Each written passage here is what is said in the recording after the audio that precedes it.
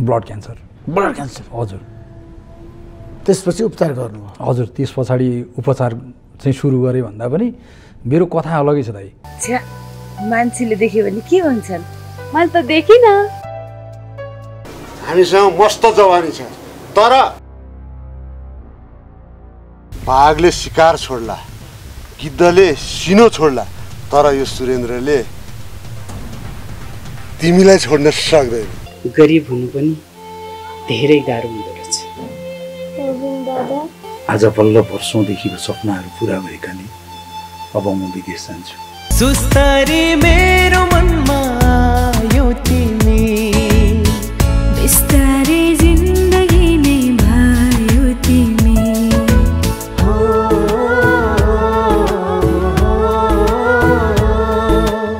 बाबुको हरेक पाइलामा सफलता मिलोस्, हँसिलो रहनु,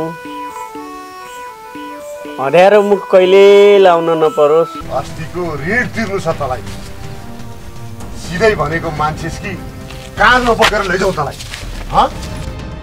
लाटी बिहे गर्ने उमेर भइसक्यो, बाउको डर मान्नुहुन्छ त? यो कोप्सको जिस्काउने बानी कहिले हटेन होइन त?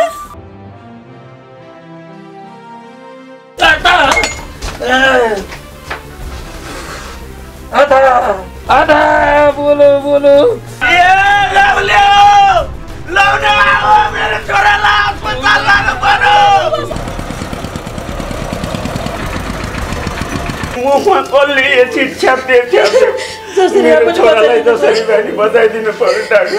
म त्यतिकै मर्न दिन्न छोरीलाई, मेरो मुटुको धड्कन हो। बुवा किन रोनु भएको भन्नुहोस् त? त्यस्तो केही होइन छोरी। छोरा मान्छे भनेको कमाउन्जेल मात्र परिवारको प्यारो हुँदो रहेछ। आखिरै तैँले पनि त्यसै गरी छैन। जेसुकै गर त, अब म बस्दिनँ।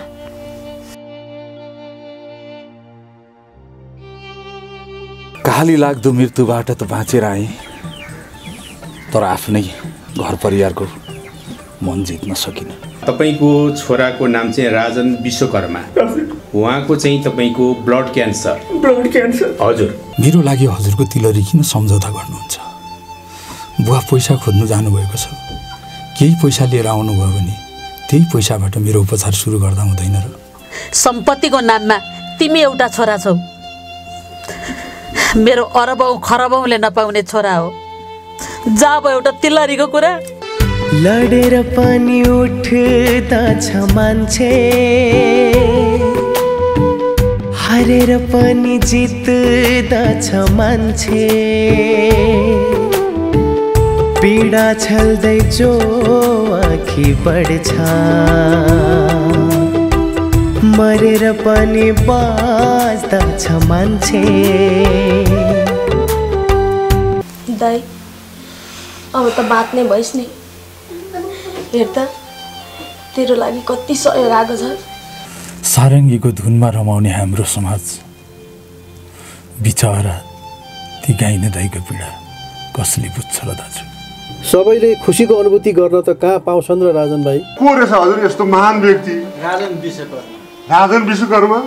आहा, उहाँको जय जय होस्। बाँच्छु भन्ने आत्मबल भएपछि ब्लड क्यान्सर जस्तो रोगबाट पनि बाँचिदो रहेछ बद्रीबा। साँच्ची बद्रीबा, हाम्रो अनुष्का बहिनीलाई पनि क्यान्सर लागेको छ भने सुनेको थिएँ हो।